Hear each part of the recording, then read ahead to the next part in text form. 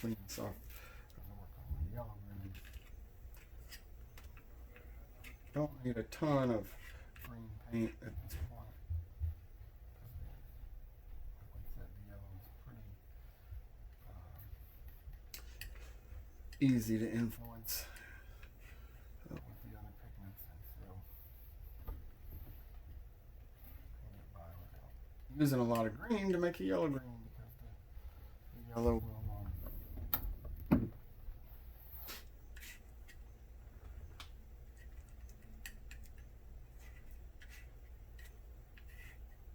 okay, that's a good yellow green.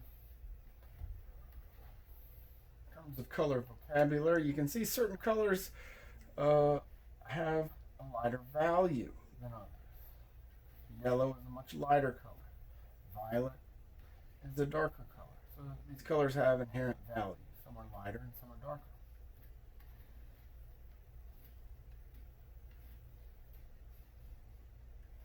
Yellow green is really a very light color. It's all right. Let's go with that. So we got our 12 color palette made right now. And so we have 12 colors. We got yellow, red and blue, orange, green and violet, orange, green, violet, and we have yellow, orange, and yellow, green. We have red, orange, and blue, green, and we have red, violet, and blue, violet. Looking at the red, violet, it'll work.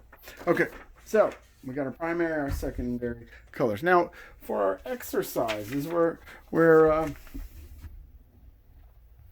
we have particular instructions. And for the first segment, and like I said, putting the palette on the board like this makes it a little more mobile, and that's helpful sometimes. You get a little closer view of the colors and the subtlety of the differences between them. But I can slide it over a little bit, and sometimes that's helpful. We don't have a lot of space, and in setting up this video, space is a little tight. So in the first section, what we're supposed to do is create our color wheel. But for this segment, you need to have everything labeled, and we really want to use this this 12 color wheel. So I want you to make sure everything is drawn out and labeled. So you're going to have yellow,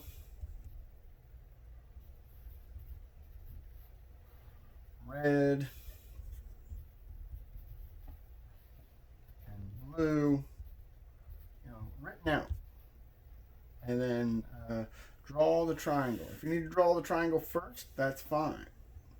This is a triad of primary colors, and it's drawn with a triangle. And then you're going to have the orange,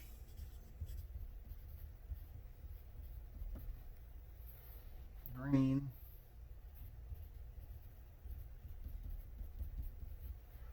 and violet.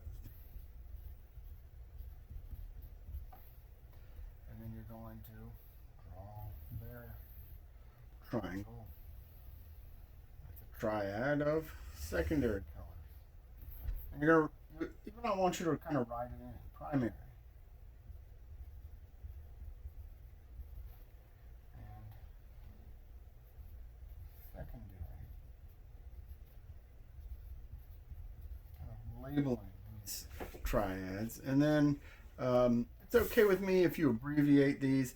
Interesting to note about the tertiary colors is they're named with the primary color first. So this is yellow, orange, and red, orange, red, violet, blue, violet, blue, green, and yellow, green. And so up in the top, you're going to label this 12 color wheel. But you need to have all the color names written out. It needs to be organized properly, and you better be sure you got 12 colors here. Yellow, red, blue.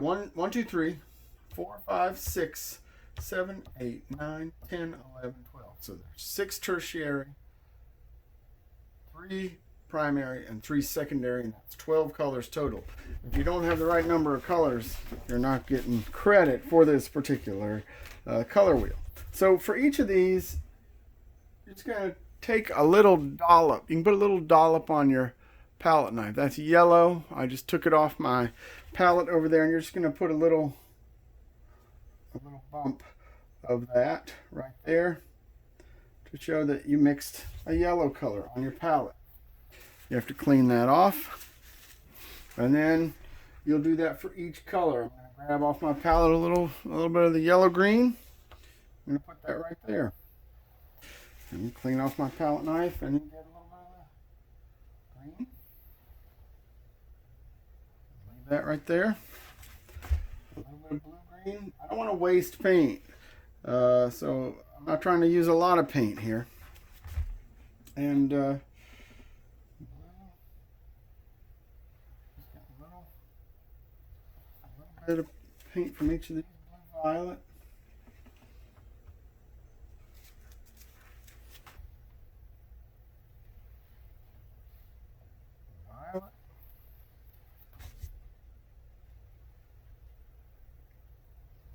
Violet. Just a little dot.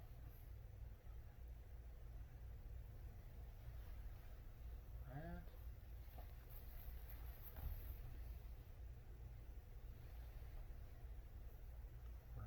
Orange.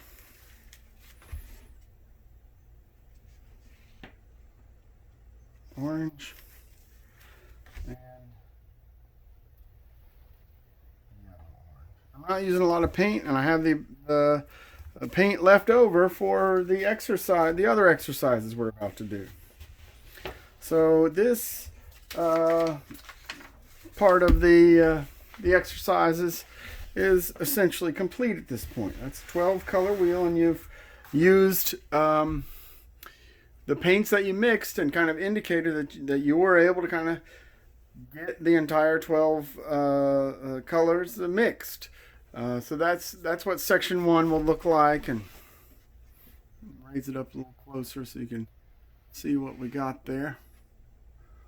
So that's our first section of our 6 sections here.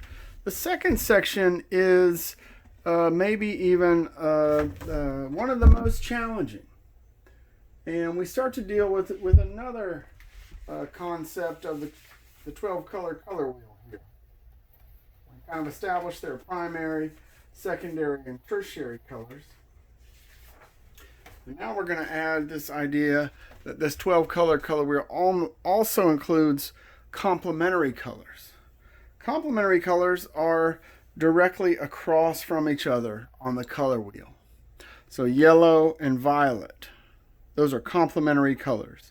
You put yellow and violet next to each other, they make each other appear more intense. And so sometimes you see sports teams, think of the Minnesota Vikings or LSU Tigers. Their uniforms are made with complementary colors of yellow and violet, and it makes the colors appear more brighter, and it's an exciting color combination.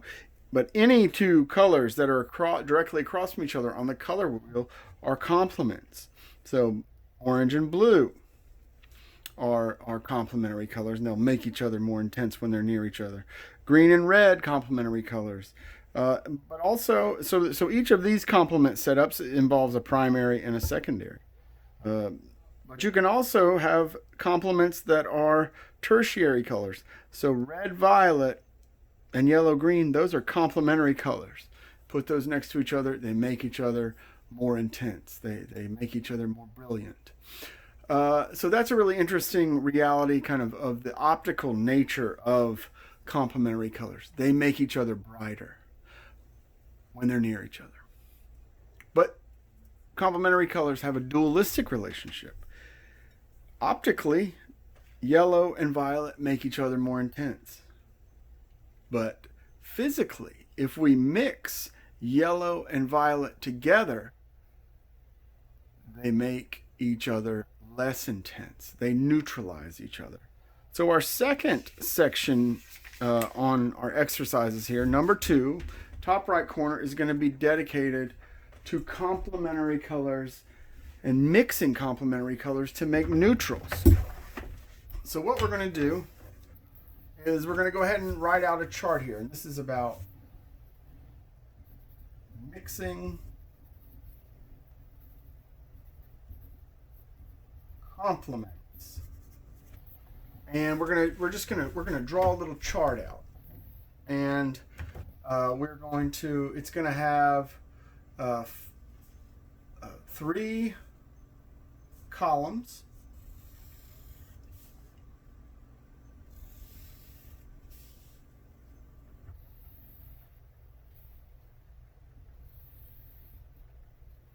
And then 5 rows. So 1, 2,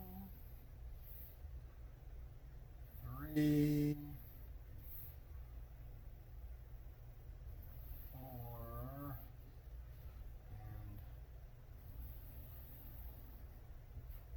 and 5. So 1, 2, 3, 4, 5 rows and 1, 2, 3 columns.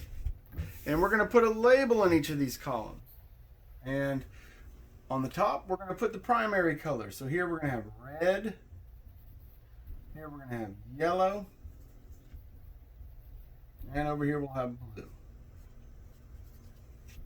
On the bottom, we'll put the complementary color, which will be green is the complement of red.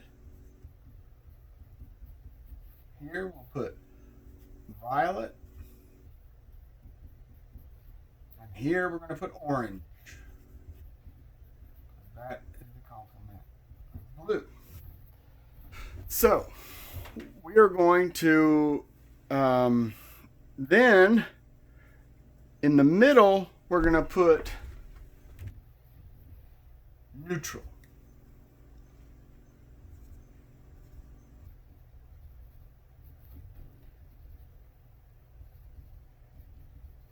Because when we mix yellow and violet together, we can get to an absolute neutral, and that's what we're going to put in the middle.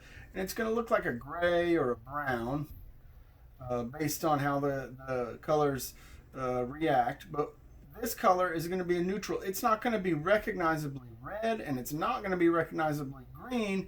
It's going to be this kind of brown neutral color that's neither red nor green. It's just kind of neutral. But if we take red and we just mix a little bit of green, we can make a neutralized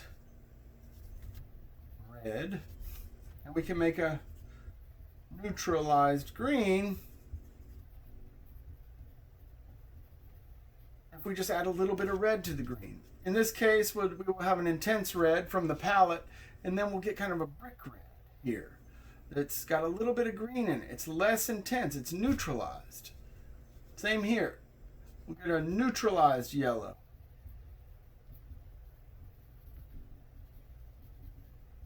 So it won't be an intense yellow. It'll be more of a browned out yellow.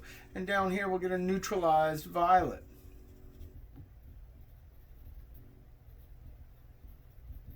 Got a little bit of yellow in it. It's not as intense. It's not as cool. It gets warmed up a little bit. Pushed again towards a brown there, and then we'll have neutralized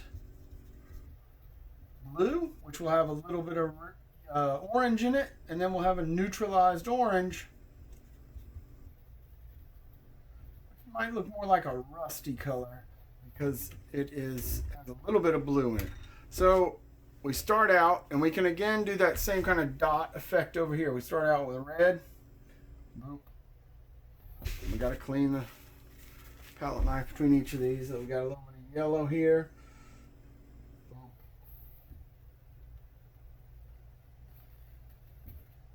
Blue here.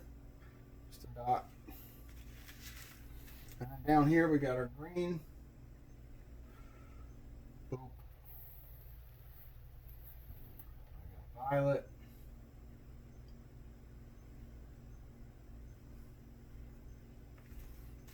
And orange.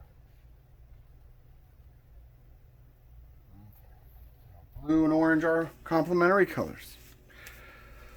Yellow and violet, complementary colors. Now, we gotta then work in our palette over here. And it takes a degree of subtlety. Our first challenge is to mix red and green together to get a neutral color. And again, all paints aren't created equal. So you gotta figure out the ratio that'll work out. And we don't need a huge amount of paint here. We're just making little dots out of it. So let's take a little bit of red, a little bit of green, and mix it together. We can see the red is much stronger. And so we really start out here, we wind up kind of with that brick red color. So since I got that color, it's more of a neutralized brick red. You can see it's a little darker than the original red. I'm going to take that and I'm going to go ahead and make my brick red dot on my exercise here. So where it says neutralized red, I'm going for more of a brick red that's been darkened by green. I'm going to go ahead and put that up there. So you can see the difference between the two there, hopefully. And so that shows me how much more, much stronger the red is than the green. So I'm going to need quite a bit more green to try to get it to an absolute neutral. It shouldn't be recognizably green. It shouldn't be recognizably red. If we get to our absolute neutral, it will look kind of like just a brown.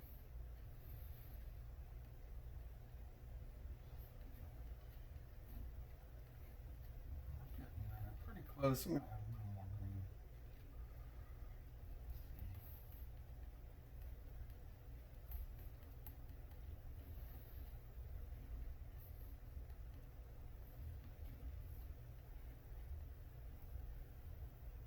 So there we go. We're kind of to a brown at this point. That's neutral. That doesn't look like a red. That doesn't look like a green. It really looks more like something you might find in a baby diaper. So we've got a neutral color, kind of a brown color. So I'll go back to my exercise sheet here, and I'll get my absolute neutral put down in the visual field here, and just put my dot of the neutral down there. So we got red, then we got more of a brick red, and then we got this kind of brown color. And the last thing we need to put there is neutralized green. So we'll have a little bit more green here. See if we can get to more like probably going to be something closer to like a forest green. Something that looks like neutral. It still needs to be recognizably green. It shouldn't be a brown. And yeah, we get to this kind of forest green color. So we created a neutral green there, not as intense as the original green. And so we've got our breakout there of green, a neutral green, an absolute neutral, a neutralized red, and then the original red. And we're going to do the same thing for each of these. And what we're doing here is we're practicing mixing neutrals, because much of the world, if you're trying to paint what's out there in the real world, not everything are these really intense colors. Much of what we look at are actually these neutral colors. These colors, the original colors of the palette, mostly appear in like a Skittles or something, but the earth provides us with much more in the way of neutralized colors. So we're going to keep going.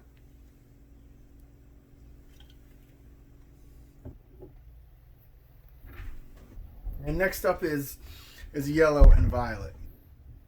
Now we know already that yellow is not a particularly strong color.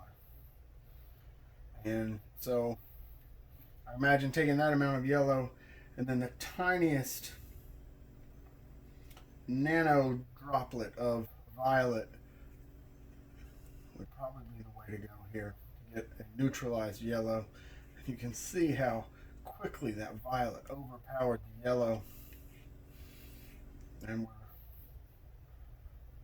really on our way to the absolute neutral pretty quickly. Maybe we'll just go ahead and try to get the absolute neutral mixed. Probably turn into some type of a gray, brownish color.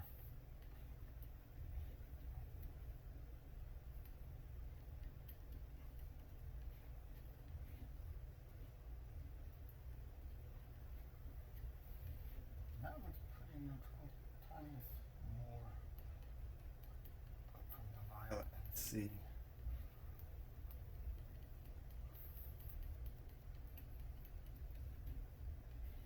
The yellow is so bright and light in value.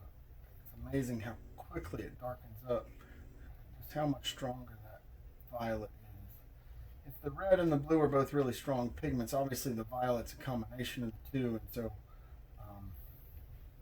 just really overpowers this. But yeah, it gets to kind of a gray color. So I'm going to use that as my absolute neutral. Just kind of gray. I'm going to put it right in the middle here.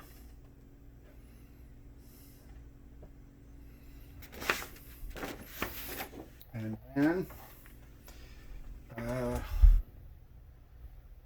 it's a tiny bit of that, since we already got that mixed in, that had the violet. See if we can't get to just kind of a darker, warmer violet pretty quickly. Let's use some of that. We still want this to be recognizably violet though, so we don't want to overpower it, but it's like it's doing that thing and getting grayed out a little bit. So I'm going to put that, a little droplet of that, where my neutralized violet would go. So violet just darken, and then clear this palette knife real fast. Take the yellow and just a little bit of this, and see if I can get to a more of a browned out yellow. Kind of hard. The yellow doesn't survive very well. That'll work. That's more of a neutralized. Maybe just another tiny bit of that. And we're still got to be recognizably yellow. It's got to be kind of darkened and made less intense. And I think that really fits the bill right there. So I'm going to take that and drop a dot on my little chart here. And so now you can see we got our little breakdown, and that belongs in the chart there. Kind of a gray here in the middle, a neutralized yellow here, and then the neutralized violet right there, which is kind of grayed and a little warmer and less intense than the original violet. We got to do the same thing with the blue and the orange. So let's get a little bit of blue here, and a little bit of orange. See what happens.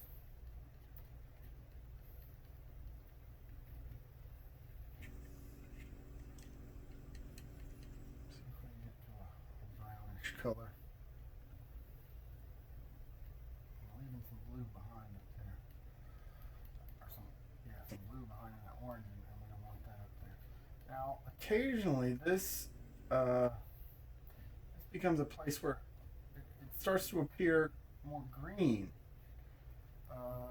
And what we know is that we had to use a ton of yellow and a little bit of red to get an orange, because the red is so much stronger than the yellow. So this is dominated by yellow. And so when we start to mix this with the blue, sometimes it has more of a green feel to it. So occasionally we kind of have to grab a little bit more red. I might grab some of this. I just noticed that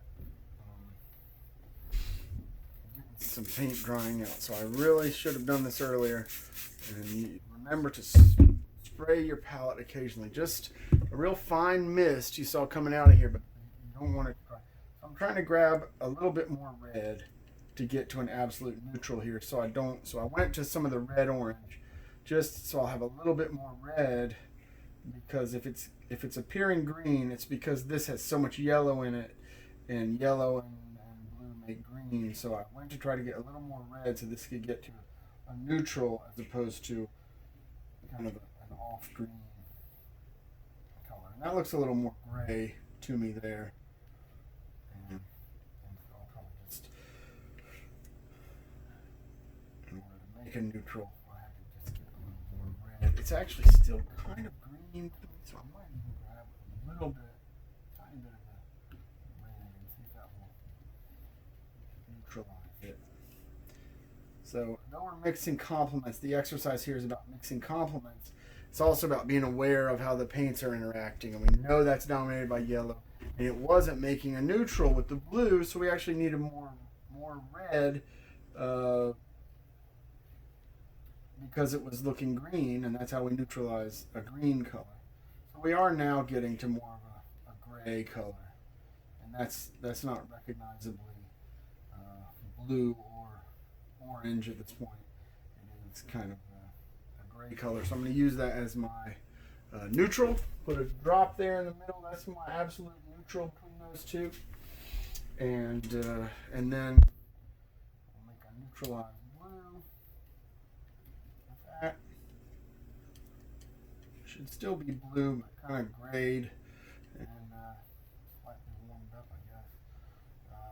It's more of a neutral blue. I'll put that drop dot up there by the blue, and then I got to make a neutral orange, so I just want to use a tiny bit of this absolute neutral and a little bit of orange.